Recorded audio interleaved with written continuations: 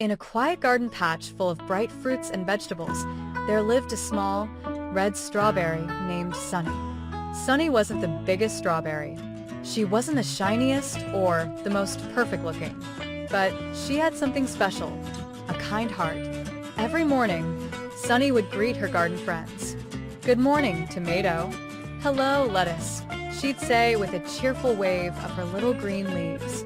One sunny afternoon, the garden was buzzing with excitement. The farmer's daughter was coming to pick the ripest fruits to enter in the village fair.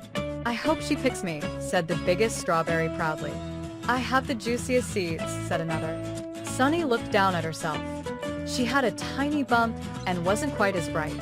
"Maybe I won't be picked," she whispered to a nearby blueberry. Just then, Sunny heard a tiny cry.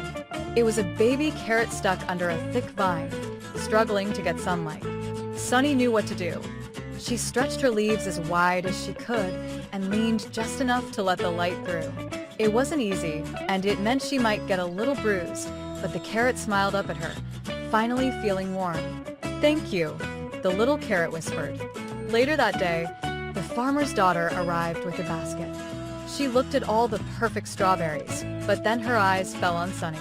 "She's not the biggest," she said, "but something about her feels special."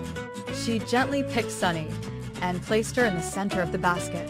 At the fair, Sunny didn't win first prize, but she was part of the family's pie, a pie that brought people together, made them smile, and warmed their hearts. Because kindness, Sunny learned, doesn't always win ribbons, but it always leaves a mark. And from that day on, in that little garden, Sunny was known not just as a strawberry, but as a hero with a heart.